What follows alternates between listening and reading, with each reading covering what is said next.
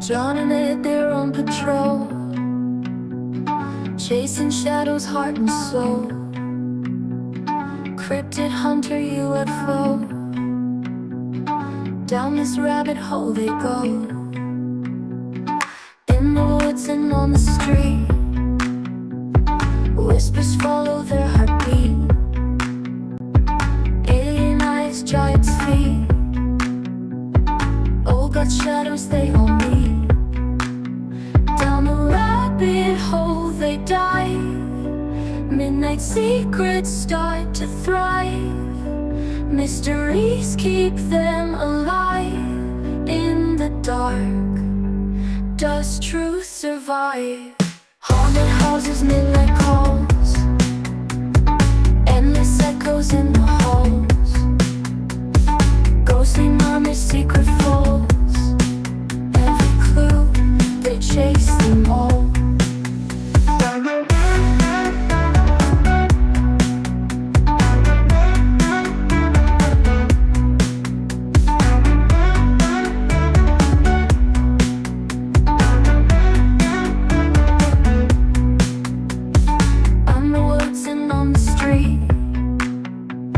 Whispers follow their heartbeat. Alien eyes, giant's feet, all got shadows they all meet. Down the rabbit hole they dive, midnight secrets start to thrive. Mysteries keep them alive. In the dark, does truth survive? Haunting walls, they've got the key. Hidden fears, they set them free. Cryptid hunter, you and me. Down this rabbit hole, let's see.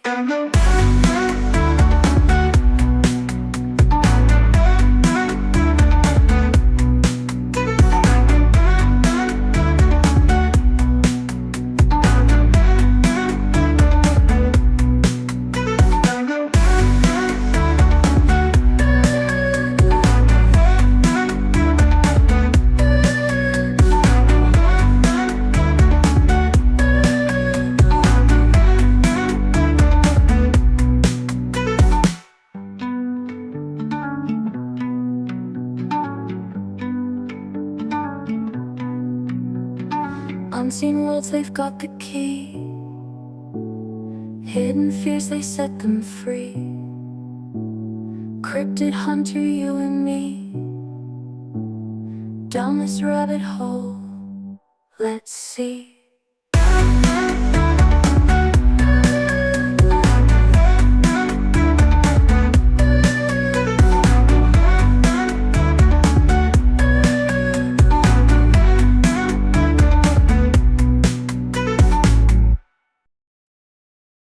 Good evening and welcome.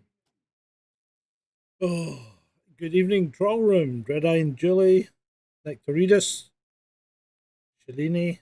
There's other people lurking. I can feel you. I can feel you in the ether. Ah, there we are. Espresso Mechanic TV. Good evening. There's one of them. Anyway, right. What are we going to talk? We're going to talk about. It's going to be a bit different tonight. I was looking at stuff for a upcoming episode. I was looking at the Penchurch stuff from 2016 because the Whitefiles had done it recently, and I wasn't that keen on the way he approached it. I must admit. My sound's a bit dodgy. Yeah, it probably is because I've got a fucking fan on. Is it better if I put the microphone near my mouth? Maybe not. I don't know. You tell me. Yeah. Is that better? Is that better? Is better? Much better. Okay, well, we'll just leave the microphone there. Yeah, so I think when it's further away, the sound, they probably find this fans interfering with the sound gate. But anyway, yeah, I need to do more digging into this the prime witness. I'm just and this is quite good because this brings us into what we're going to be talking about tonight, which is online personas. And I find it quite worrying these days if someone doesn't have an online persona at all. What do you think, Ed? I mean, we actually this has all come about because Ed had an experience yesterday, didn't you, Ed?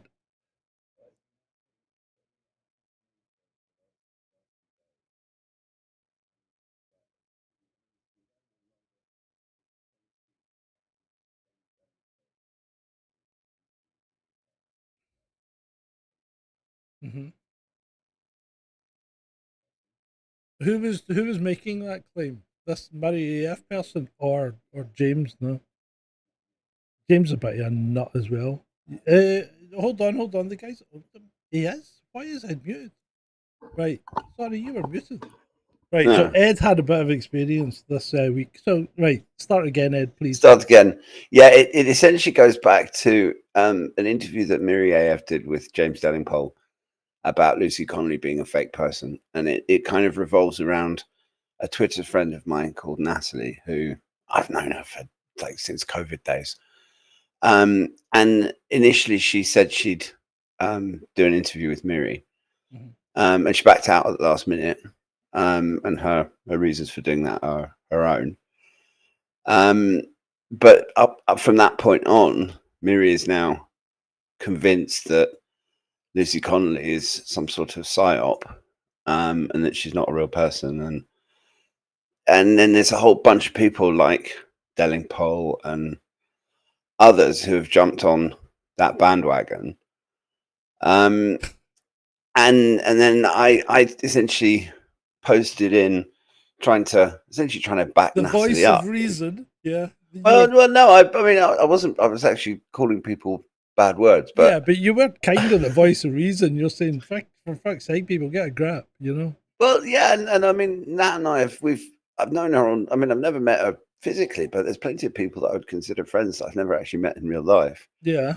And I basically said because I was looking to get some meds, the name of which we probably can't mention. And I got fleeced by an online scammer, and Nat had some. She said she'd send them to me.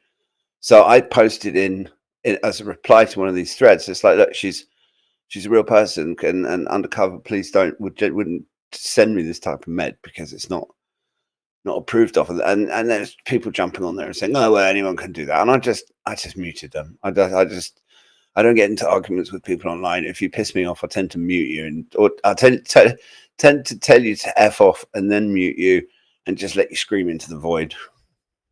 Yeah. But it's even better than that. They accused you of not being a real person, didn't they? Yes. Yeah, I mean, I've been accused of being other Twitter accounts. There's Moriarty, who they reckon you're Moriarty. We were the same character. Yeah. And that was some kind of undercover police or something. And I mean, the thing is that up until this whole thing hit, I actually had a lot of time for Miri because she's done some fantastic research in the past. She's a bit of a bloodhound in terms of when she gets a scent for something, she'll track it down. But there is such thing as too much paranoia, and it's unfortunately an all too common affliction amongst those on our side of the fence, where everyone is it's like everyone is controlled opposition, and it's it's a bit mental. Yeah, it was quite interesting because actually I was I've been working on email all fucking week, so it was a bit of a diversion for me. But first of all, I think I've got to address the chat room. Hatchy lost his dog and has now found it. So thankfully, all is well in the Hatchy world. Good to see you, mate. Good to see you, Dave, as well. Right. So Ed's really AI, says Dave. Yeah, well, we'll get to that. It could be. But Ed obviously contacted me about this, or it came up in discussions, and I did a little bit of digging on these people. And it's amazing what I mean, I think I maybe should be in this OSN business Well, that's why I said because you're a cop, you're an ex-cop, so you were the logical choice. Yeah, and in 30 minutes, I was able to find out quite a lot about both these people that were under this scrutiny. Although one of them is very much anonymous. You know that. In fact, if anything, it's not going to be Mary AF that's the undercover cop. It's that other person. But the writing's so poor. Well, they could be a cop, I suppose, because a lot of cops are pretty dense. Not all of them have 2 degrees, one a master's. I just I don't know. I mean, at one point, Natalie was being really sarcastic with him because the whole notion that she's some sort of undercover police, and Miri was badgering her, saying, "Yes or no, are you undercover police?" It's just like, oh, my God, woman, seriously. Oh, these people are funny as well because people in this country have been so indoctrinated by American procedures that they think that you're entitled to things like a phone call if you get arrested. No, you're not. You're entitled to have a named person informed that you're in custody, but you're not entitled to make a phone call. And I've had guys block me over that because I don't know what I'm talking about. You you if you ask a cop if he's an undercover cop and he says he's not an undercover cop, then you've got him if he ever tries to get you. Not in the UK, you have it. You can say a cop can say what he likes as long as it's not actual entrapment. And entrapment is a kind of American thing. You get away with an awful lot more in the UK. For instance, we did a sting operation when I was in the traffic on illegal private hires. And we just went into a pub and sat and had half a shandy, and then phoned for a cab, and they would come to the pub because we knew it was these pubs that they were working from. They'd come to the pub for a pickup. We'd get in the car, and then they'd drive round the corner, and the traffic car would pull them, and we'd get back out and go back to the pub. That's not entrapment, Well, I mean, if you hear some of what British police have done, there was that guy who was working undercover in, was it the environmental movement or something, and he ended up getting women pregnant and all sorts. Yeah, he went too far. You're not meant to. I think he went native actually, because he ended up with a baby and everything. Yeah, that was absolutely crazy. Yeah, but I mean, I suppose it's a bit like you ever watched Who Deals Wins with Lewis Collins when he goes undercover? And he goes in. If you never watched Who Deals Wins? Don't think so. Oh, you need to watch Who Deals Wins. Brilliant movie. He goes undercover. He gets fired from the SAS. It's the thing's a whole setup, and he goes undercover and infiltrates a terrorist type Greenpeace type organization that's intending to blow up the American ambassador. Mm-hmm. It's pretty good. Definitely worth watching. Right. So anyway, I'll put it on my list. That was your incident, and you get a lot of that these days. I mean, you have these online personas. But I mean, people have online personas. I've got an online persona, or 2, or 3. Because, I mean, obviously I'm Sgt Grumpy, and I'm obviously the Grumpy Scot as well. And, but I would say these are benign online personas. What do you think, Ed?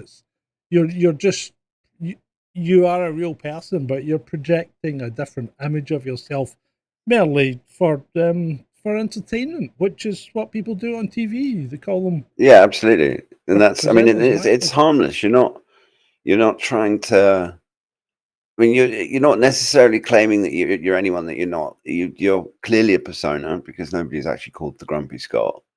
Yeah. And it's quite obviously your voice and your face. But the part of the issue that we've got is because of the Rona period, where you had to be so careful what you could and couldn't say. Yeah. And we know that everyone's being monitored. And so, I mean, I still don't have an actual profile picture of me, my face, even though I'm using my real name on Twitter. And I was a lot more anonymous before I started doing shows with you guys.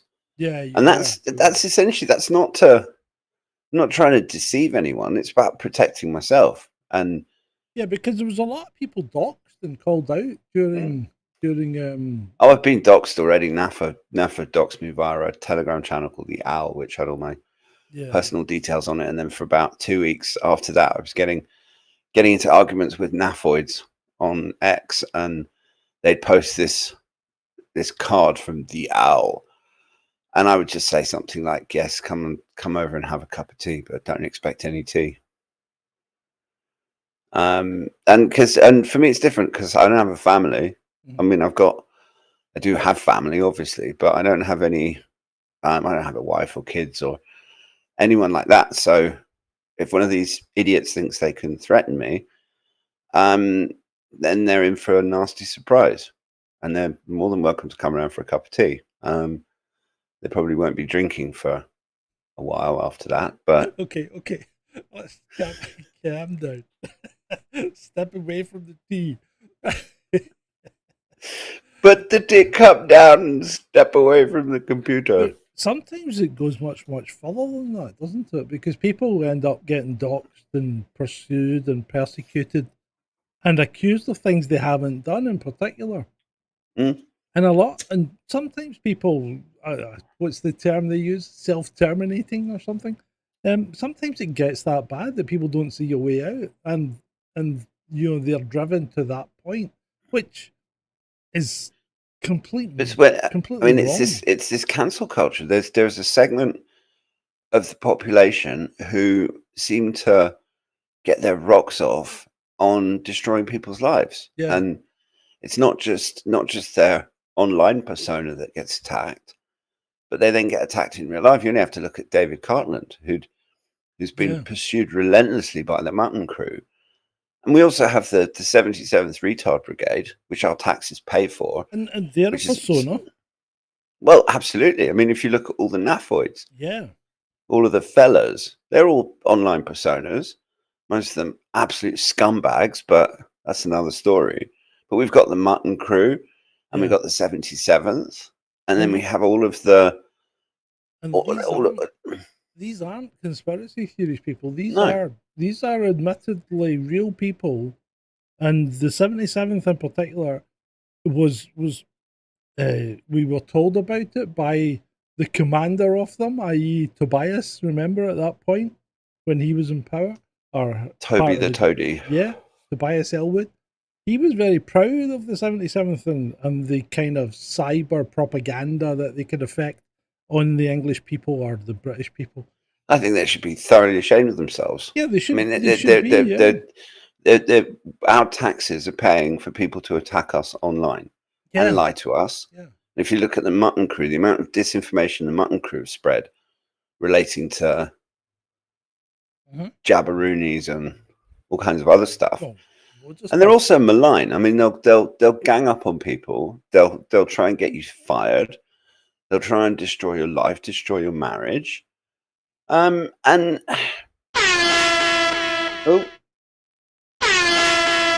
well, thank you, Dave. He's dropped us a little one, as they say. And I just think it's the government that's constantly, or governments plural, constantly bleating about disinformation and misinformation and malinformation and spreading conspiracy theories online. And it's just the stuff that they disagree with that goes against their narratives that they can't control. And when you actually stop and look at it, they're some of the biggest spreaders of misinformation on the planet. Yeah, they are. And, I mean, we come back to the two aims of government, which we've been banging on about now for nearly 5 years, which is basically control the population and feather their own nest. And that's effectively all that governments do, no matter what party's in power, no matter what country you're in. That's kind of what they do. They control their population and they feather their own nest. And, they just want to be a self-perpetuating self-perpetuating institution that's in charge of your life. And, you know, that system's not going to change. It's just No. not going to change because you think about it.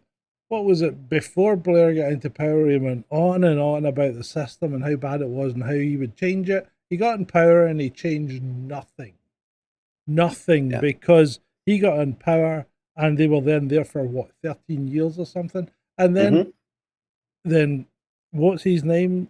Starmer used to go on and on about how bad the system was and how it needed to be reformed and everything. And he gets in power, and what do? They do nothing. But They they do don't. nothing because they don't want to.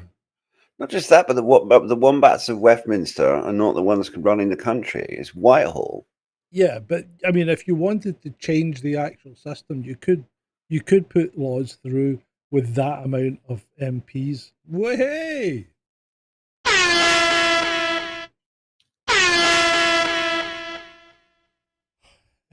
But that's if you go. I mean, thank you, Shalini.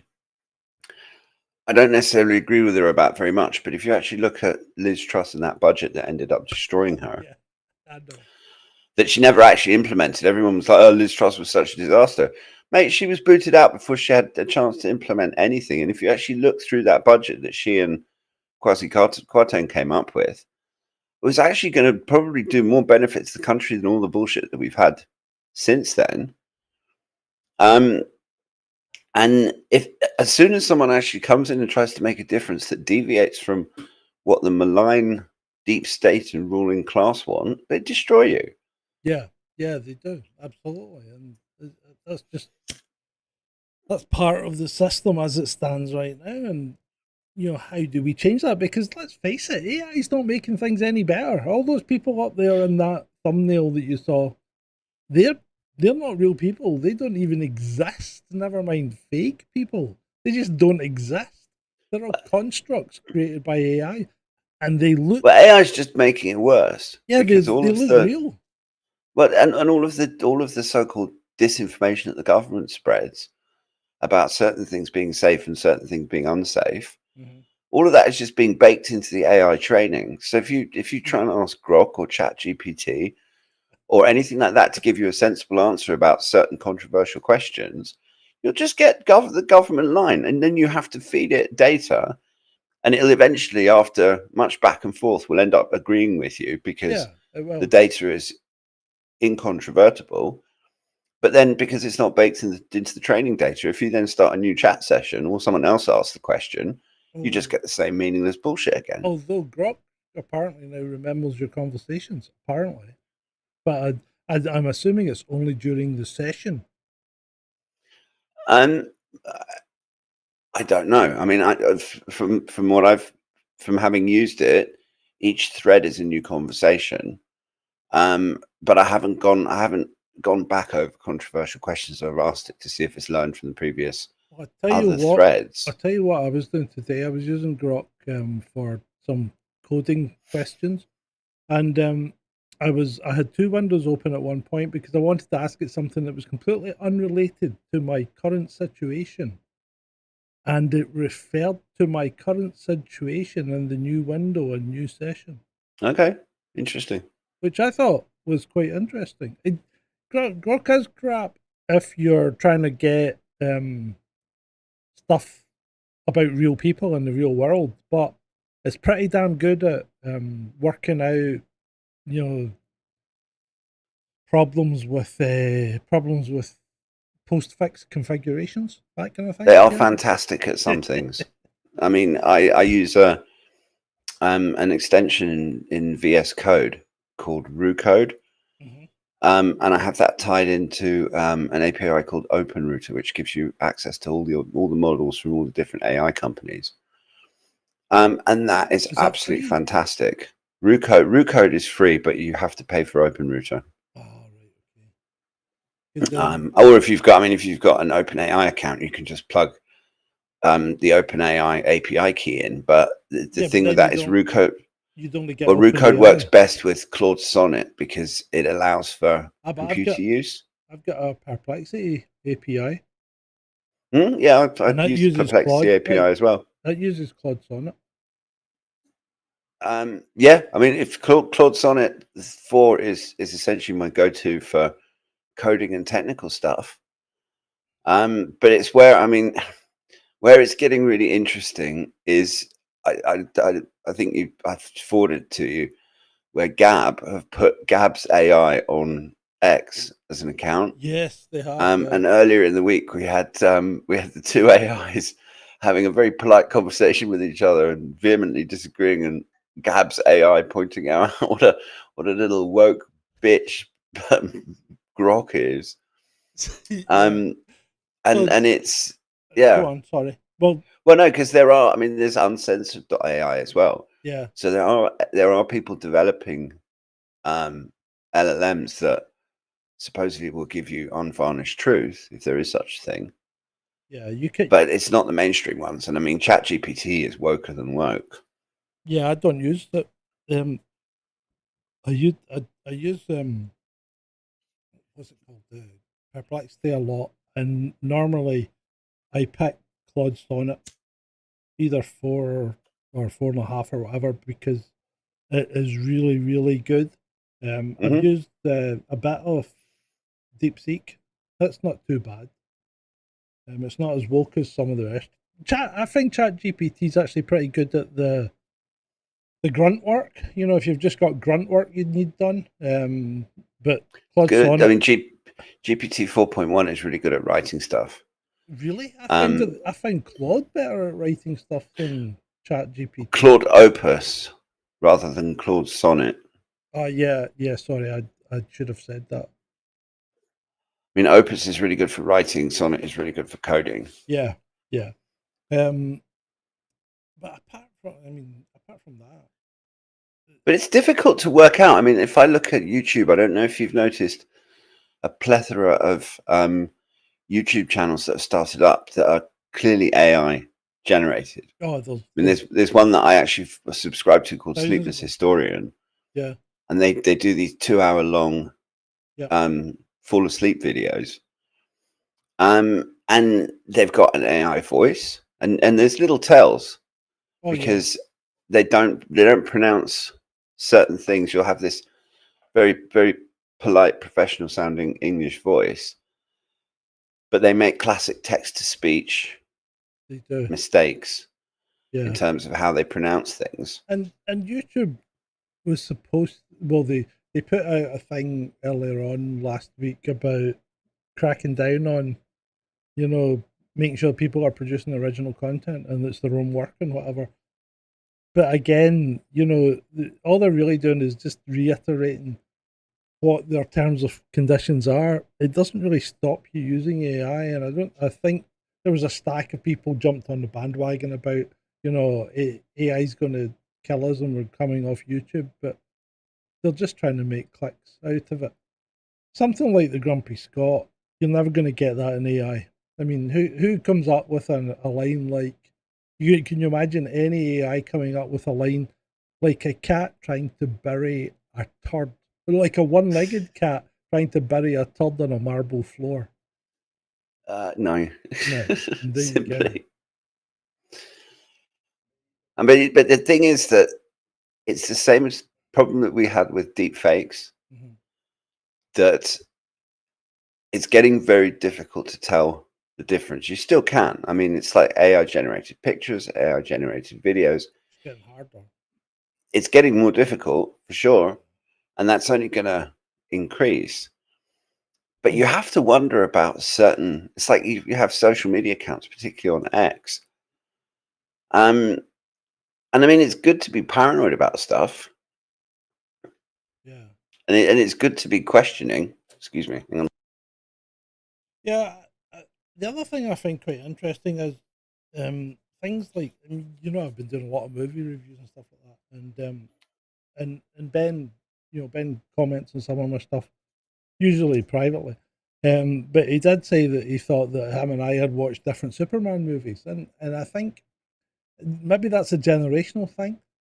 But I think one of the things that AI is actually going to help us do, right, is maybe get some storytelling back into movies, because it's getting to the point where it's getting too easy to make movies that are just a visual smorgasbord of everything. It looks like someone's just vomited up visuals, Mm. and there's no real coherent story or narrative. And even Ben did agree that Superman doesn't have a storytelling narrative. It's appalling, as far as trying to tell a story. And I think AI is making people they're making movies and videos that have no story.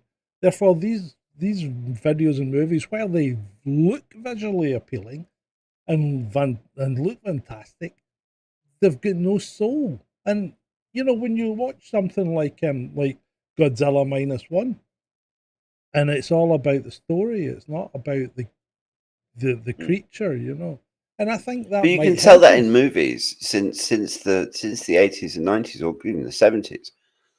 I mean, things like Jaws, for Yeah, example. yeah. I mean, one of the reasons that Jaws is such a good film is because of how much it leaves to the imagination. Mhm. And part of the reason that they had to do that is because they didn't have this ability to just create CGI sharks. Yep. And so they had to tell a story. They had to leave a certain amount to the imagination. And what they seem to have forgotten is that it's like with books, the whole story in a book exists in your head. And in some of these old movies, it's like Star Wars. There's another great example of that, where there's so much that they couldn't do with the models and stuff that they had to just kind of imply that that was what happened. But that makes it so much more engaging because you have to, your brain has to work. Yeah. And now it's just they just throw the bloody CGI bucket at it. But like you said, you end up creating these soulless movies. And I mean, how many Superman remakes have we had? Oh, for God's sake, aren't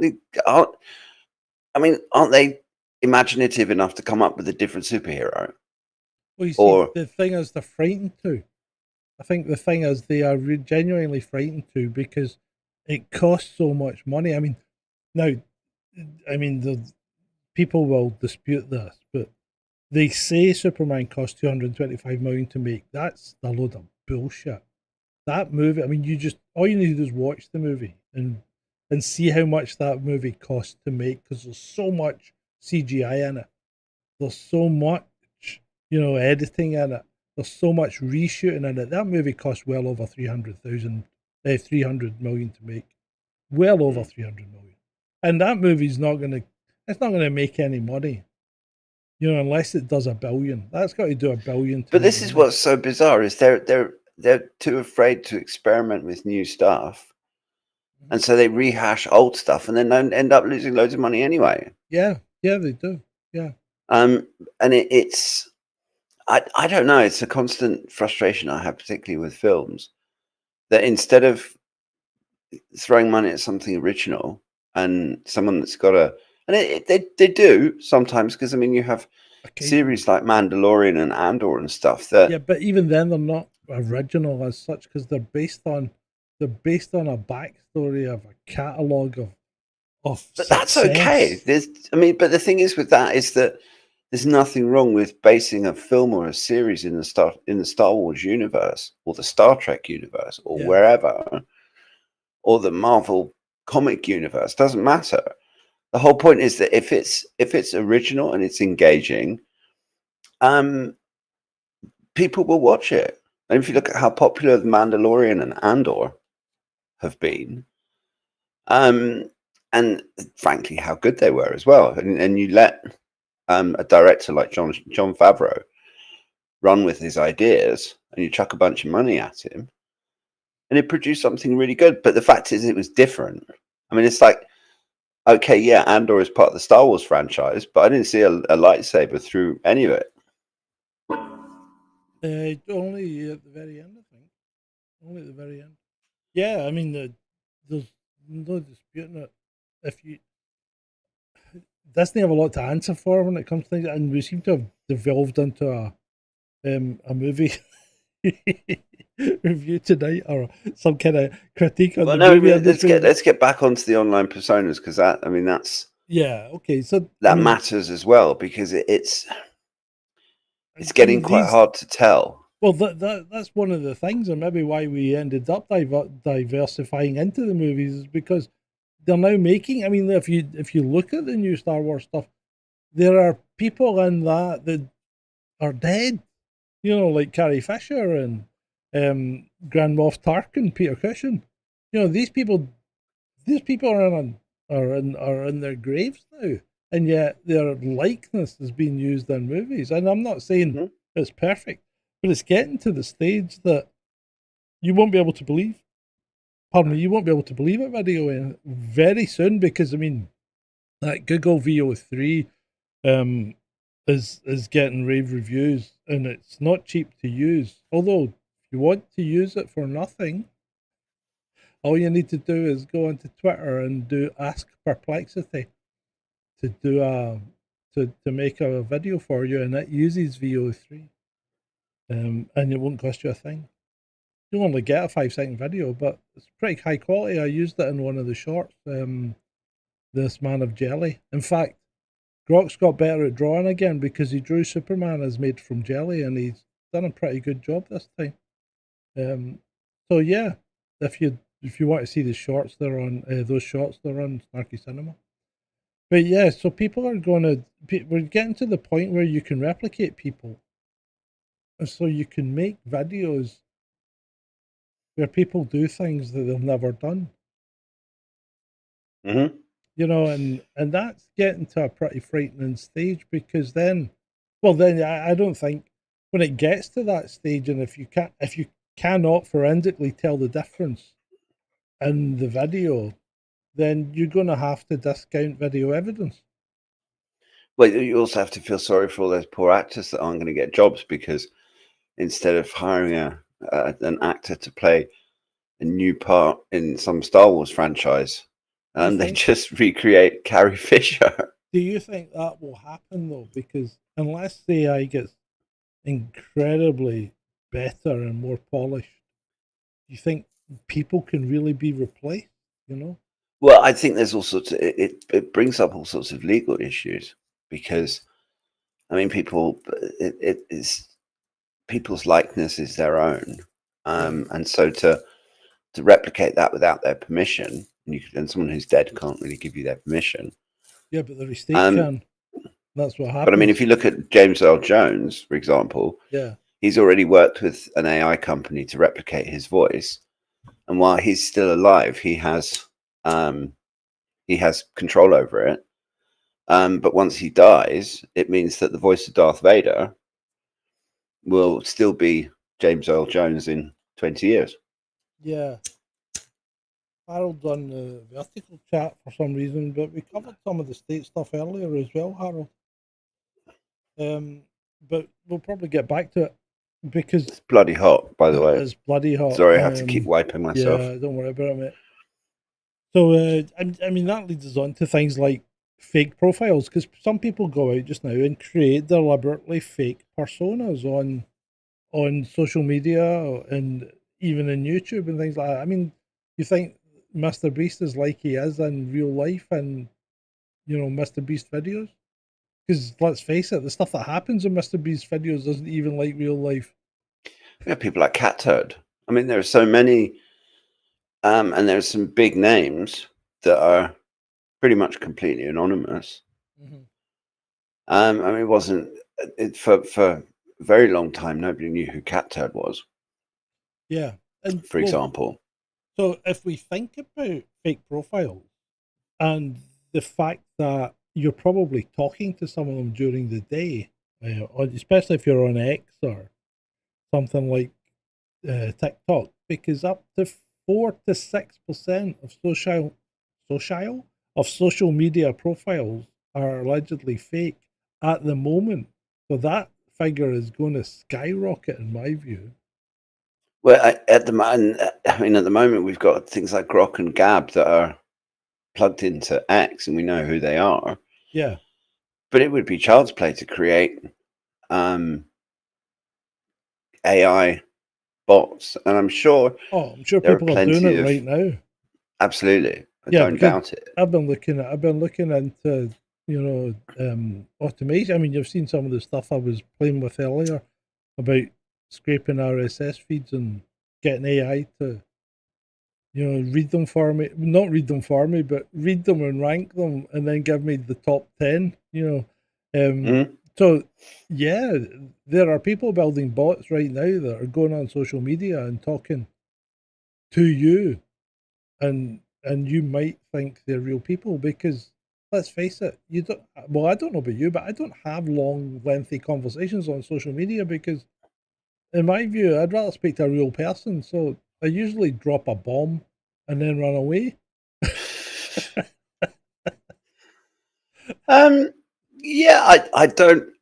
I make it a policy to not get into arguments with people on social media, and it's usually the same thing. If someone pisses me off, I'll call them a cunt, and then I'll just mute them. Yeah, it's just not worth it, is it? But the thing is that's what they want, is that these bad actors want to suck you into wasting all of your time arguing with idiots on social media, getting really stressed out, negatively impacting yourself for no good reason at all. And you just end up wasting time that could be better spent doing something else that's more productive. Yeah. And also, some people just get off on it. I used to, in one of my previous incarnations, I was a guild leader in World of Warcraft. And we had a little raiding guild. Don't knock it. You're never getting laid again. Sorry. Oh, like I have to worry about that. Sorry. And this was many years ago. I did lose one relationship over it. And I mean, I haven't played World of Warcraft in years. But there was one guy in our guild who would just wind people up. Yeah. And I never understood why. And then one night he and I there was only two of us in the guild online. We were doing an instance together. And we were just chatting away and having a few drinks. And it transpires that he basically just really enjoys winding people up. It's that anonymous internet arsehole syndrome. Yeah. And there's an awful lot of that. Some people just wind people up just because it makes them feel powerful or gives their lives a bit more meaning, or because it's just fun, or whatever the reason is. And you just have to be really careful with people online. Simple, and it's, I mean, obviously you don't want to start telling people your life story and giving away loads of personal information, but it's okay to get to know people, and then you get a feel for them, whether that's a real person, whether they're genuine or not. Because if you talk to someone enough privately, I mean, I talk to people in DMs. Yeah. And you talk to someone enough, and you can generally get a feel for what they're like as a person. And okay, maybe they're still lying to you. I find talking to people in text doesn't work. I don't know if it's just me, but I like to be able to hear people. I need to hear inflection. I love to be able to see people when I'm talking to them because I like to see body language. Maybe this is just back to being a cop. You're just an old-fashioned git, basically. I like to see body language. But I do get it, though. I mean, text. Inflection. Sure, but text messaging, it has its place, because some things you don't need a whole phone call for, just to send someone a quick message.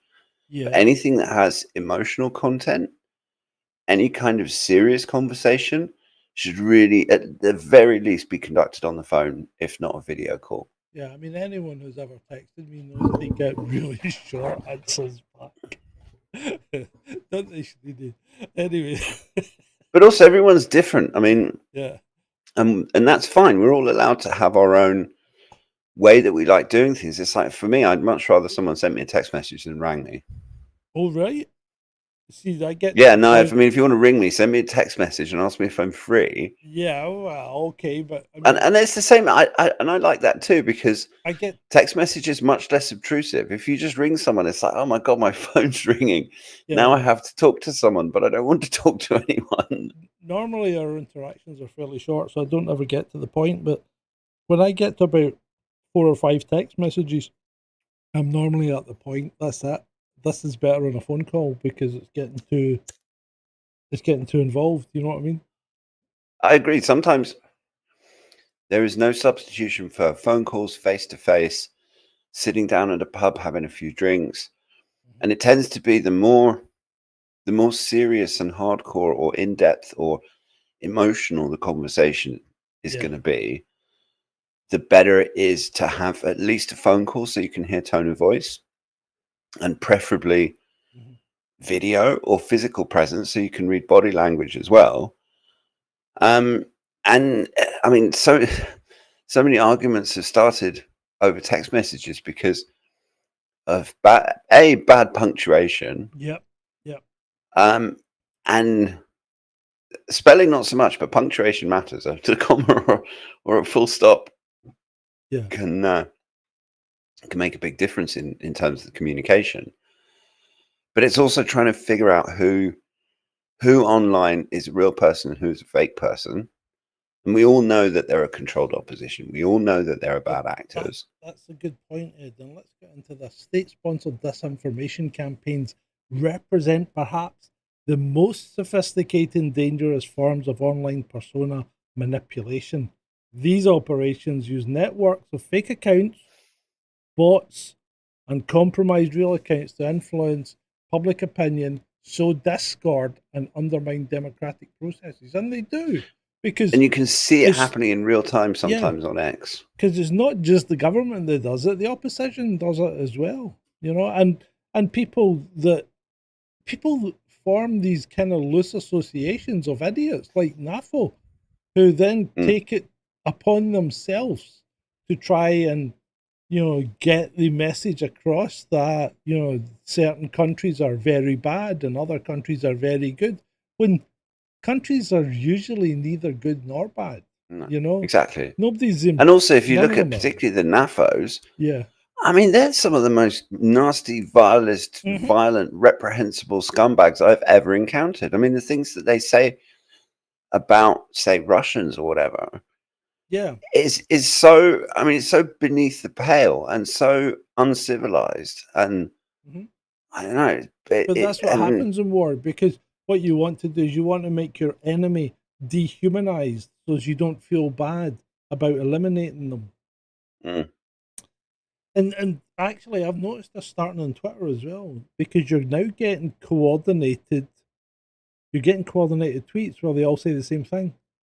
Yeah. From different people, especially MPs, and they're all saying more or less exactly the same thing. It says copy and paste job. And well, it's like all the it's Build so Back Better obvious. during the coup. Yeah. It's one you know there is a psyop going on when they are all basically saying the same bloody thing at the same bloody time, and it doesn't matter where they are. Especially when they're on different sides. So Harold says this is all elementary stuff. Well, that's good. I'm glad that you're so far ahead of us, Harold. Well done. Stay in there, mate. Anyway.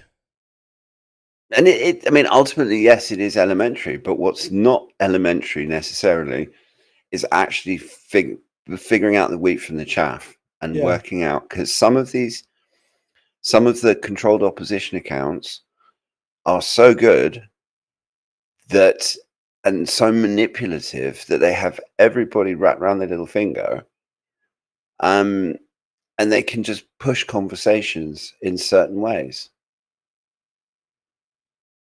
Yeah, so detecting where was it? Detecting state-sponsored manipulation requires sophisticated analysis techniques.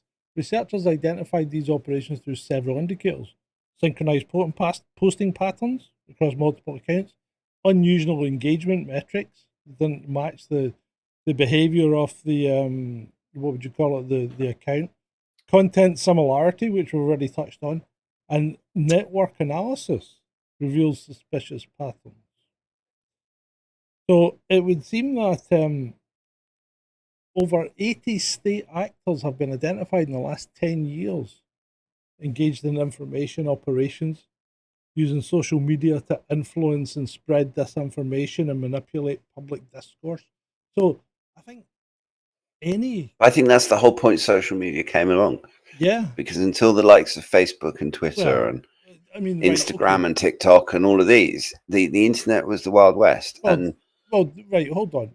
Social media came along, I think, initially to try and get you laid, right, by some clowns in university.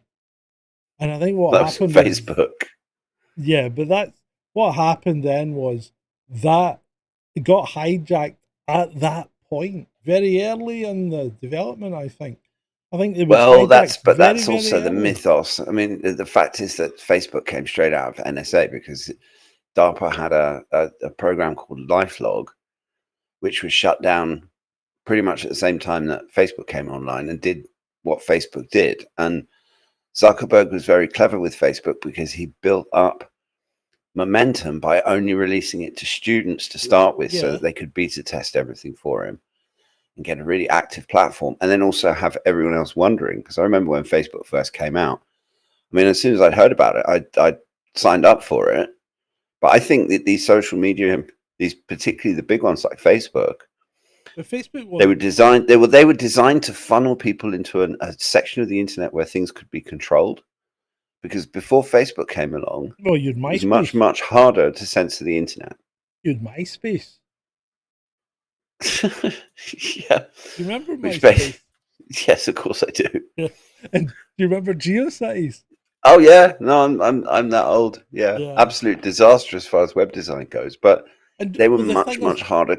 They were much harder to control and censor. MySpace was almost exactly the same as Facebook in real terms, and they were just as uncooperative when people started using.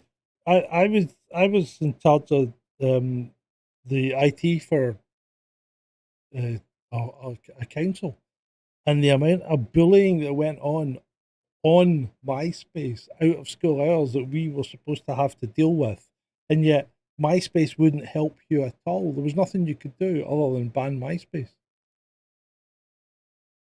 There was also not so many people on it, Well, everybody and in it was school when. was on it. Everybody was in schools was on it. No, I meant just in the general population, Yeah, and also people weren't carrying around in their pockets, which yeah, was another big thing with the yeah. social media. That suddenly you have these smartphones that have these apps installed. And there are certain smartphones in places like Asia that just came bundled with Facebook, and the only gateway that most people had onto the internet was through Facebook. Yeah. And then suddenly things become more controllable. I saw someone on Twitter the other day said, "Get yourself an Android phone. Don't use Apple, right?" And I mean, Apple and Android are just the same thing, right? Except Apple tries to keep its what would you call it? Its infrastructure. It's not its infrastructure.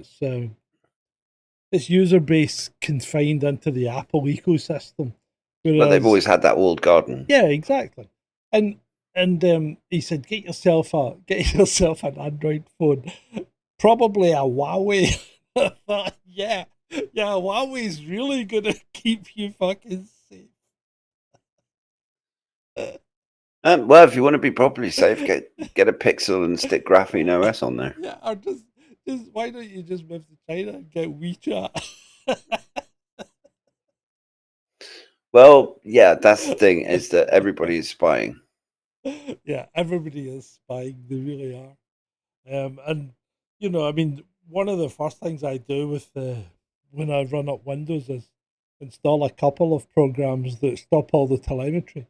And I don't mean go through the thing and turn off the telemetry you can see. I mean stop all the telemetry. Windows doesn't even know what version of Office I'm running. it's confused because I don't let it speak to the mothership. And it makes things a lot more stable, My PC crashes once in a blue moon, but and it never does updates because it only does updates if I ever want an update to be done. I remember in the early days when I was streaming with Ben, he used the amount of times he would fucking start an update during the stream for him. Yeah, well, that's Windows for you. If you want to be properly secure, use Linux, which I don't, by the way. I mean, I have.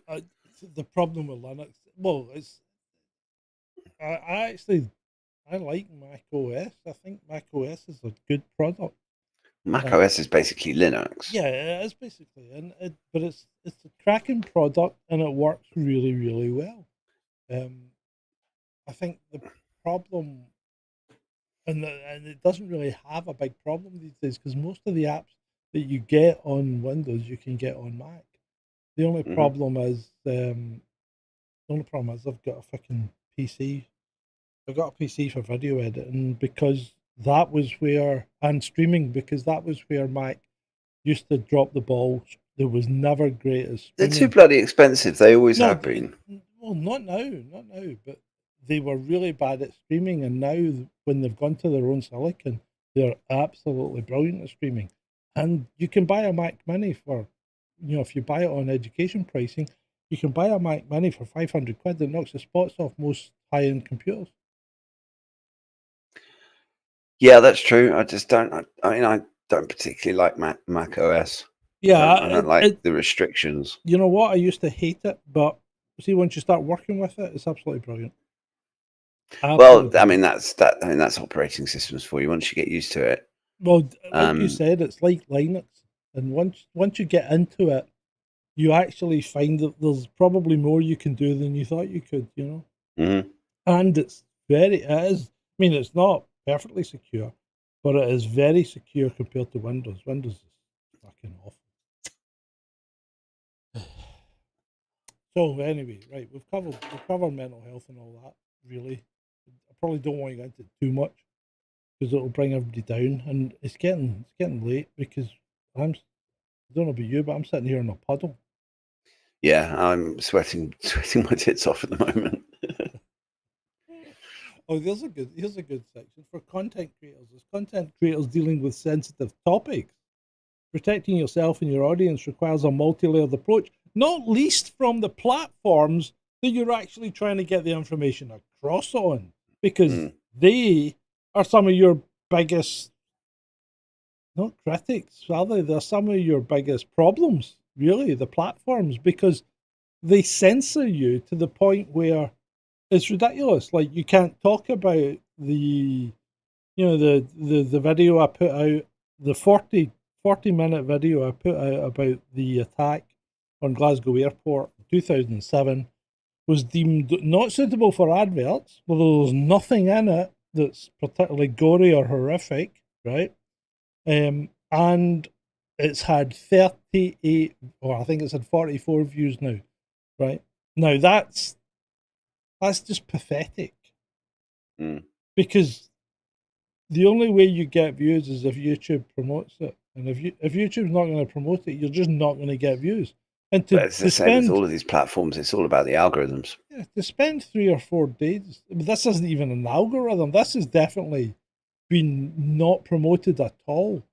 Because to spend 3 or 4 days of your time creating what is in effect a documentary, and then it does 44 views, it's pretty sickening, and it really pisses you off. I've spent a lot less time on Twitter and YouTube this week because I've been doing stuff on my own, because really, you're not adding anything to my party, YouTube or Twitter. You're not adding value to me. I mean, I might be adding value to you because here we are streaming and you're getting money out of it. No, well, you won't be because both streams are demonetized tonight.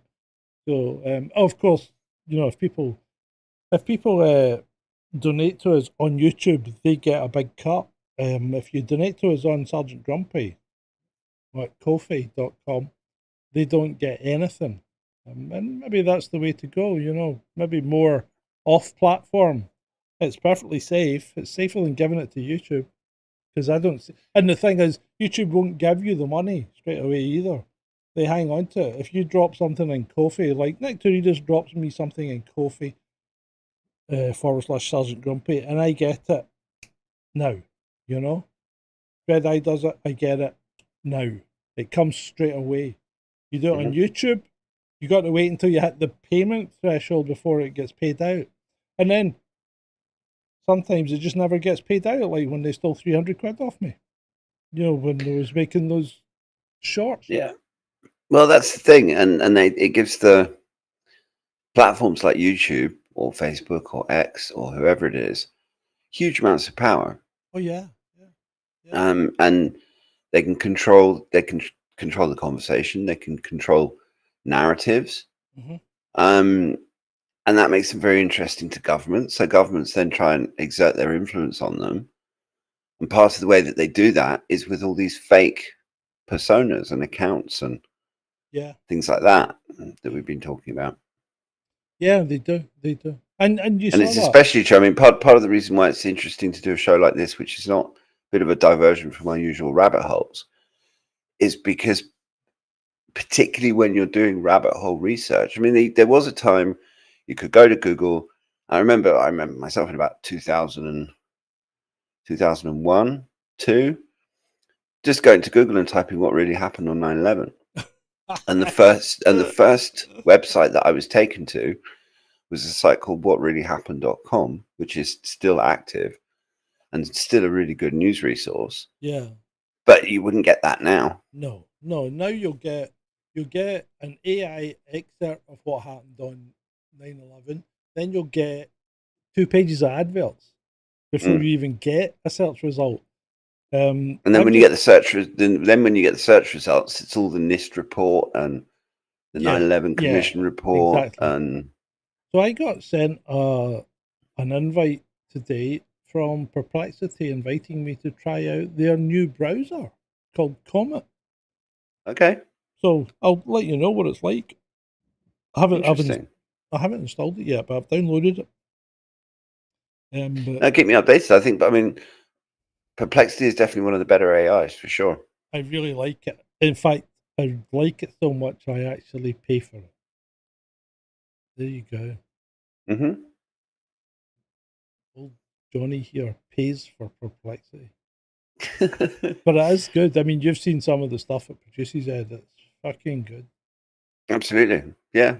No, it is good. It makes life a lot easier when you're trying to do research as well, because it gives you really good starters for 10. In fact, it probably gives you starters for 9. I don't spend all that time dissing AI, Harold. I diss AI and I diss bad AI. I really do. Like for instance, but also the uses that AI is put to. Yeah, and the way that people use it. Yeah, this is the thing. It's another tool, and in certain situations, I mean, I use it all day long at work, and it makes me super productive. It's like I've got a team of people working for me, and I can do things now which, if you try and code something, code the idea solo, it takes too long. You just don't have enough hours in the day, and I work on my own.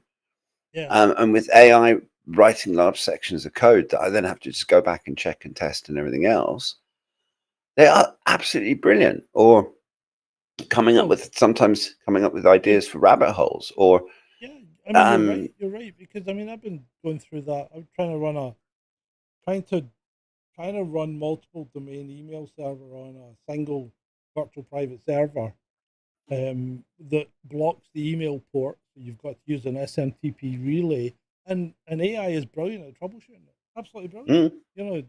And it steps you through it. And all you can copy the output and paste it in, and that will say, okay, you need to try this now. And it's like having an experienced coder on your shoulder.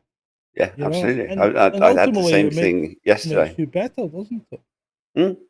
Yeah, I mean, I was telling you before we started the show that I was working on something yesterday that I've been trying to figure out how to do for years, and couldn't get my head around it, because it's basically talking to Java server components and JVM thread lists and stuff like that, which is like way beyond my technical capabilities. Yeah. And the AI is able to do it and explain it and actually help me solve a problem that means that all of my clients are going to benefit from more stability on the server, because they don't have threads stacking up from a scheduled job which runs for one client. Yeah. No, I mean, and with email, I was trying to figure out DKIM, which is a way of email encryption, and it's. I mean, some of this stuff is so technical and just like Well, way it's over my basically head. DKIM is basically your server, your mail server writes a public key so as that Mm, it can identify itself to other mail servers, so as people know that it's a genuine mail server and you don't get put in the spam folder. absolutely, but it's dependent on lots of different factors to make it actually align. Yeah. And these are things that AIs are fantastic at, or simple things. You can go into, if you're not sure what to have for dinner, you can give ChatGPT or Grok a list of things that you've got in your fridge, and it'll come up with suggestions for dishes you could make. Never tried that. And you can have it well, you can have it write. I mean, it's good at writing stuff too. So sometimes we get questionnaires from clients about various different security things, and this big long questionnaire, and you're not sure necessarily what the questions mean. You just get it to write the answers for you, and you've just saved yourself an entire afternoon's worth of frustrating pain in the ass work. Yep. So yeah, I think we're pretty much we've had a conversation tonight. I wouldn't say we've covered everything in depth or anything. I don't think we've come to any conclusions other than the fact that there are government people out there that do create personas that are bad actors.